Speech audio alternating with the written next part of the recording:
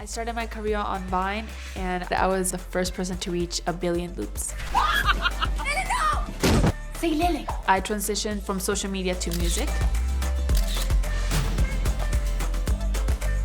People think that I have a perfect life. The public only sees what I want them to see. The truth is, I've been diagnosed with OCD, Tourettes, anxiety, and depression. My OCD has a lot to do with me repeating myself. Sorry, let me do it again. Sorry, again. Sorry, let me do it again, sorry. If it doesn't sound right, it's not perfect in my head, you ask again and again and again. You touch multiple things, multiple times. One of the OCDs that I had was throwing the pencil. So I would throw the pencil and I had to grab it in a certain way, like this, and then didn't feel right, so I would do this, do it again, pick it up, didn't feel right. There was one time I was in the shower, turning on and off the shower handle.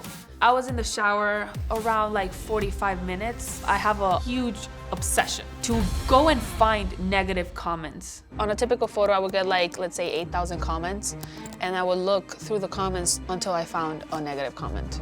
I read those comments again and again until it feels right. That obviously makes you doubt yourself and not like yourself because you're obsessed with reading bad things about you. The OCD triggers the depression triggers the anxiety. When I'm very anxious, I twitch a lot, like this. Social media, I am very grateful because it's giving me the success that I have today, but honestly, is it worth how my mental health has turned out through the years? No. When I started, I was not taking my medication. I was not going to therapy. I'm gonna say I thought I was too cool, and I was like, I don't need that anymore. Went to LA, and my whole world went crashing down. Like, depression came, my OCD got worse. When your OCD gets worse, when your depression gets worse, anxiety, then you become tired, and then my Tourette's came a little bit stronger. So I think that I would change that because I do love my life, right? But I did make a lot of mistakes due to the fact that I didn't put myself first when it came to mental health, and I was not stable. And that has been so hard for me to recover all these years. So I think that just like focusing more on myself and not being so caught up with, oh my God, I'm famous, I'm rich, that is such a big mistake. Like, mental health is first. For me, it doesn't define you. Like, what you have doesn't define you. It makes you special. It's who you are. And that's something that Bailey, you've done. You made this super special. You made like something beautiful out of this. And that's the best thing you can do, you know? And I'm very proud of you for that. You know, that's so important for you to talk about. And, you know, that's Robin's message that she's been beating the drum on for decades.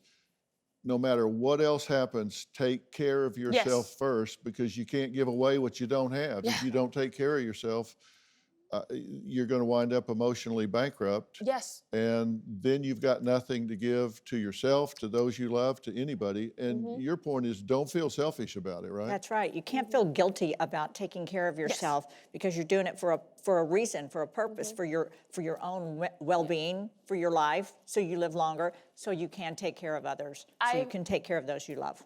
The last year, I've been more off social media, and people have noticed, where is she? You're not posting as much, and I've been the happiest. Your message is great, and that is you would do it different. You would have taken care of yourself. You would have focused on your mental health.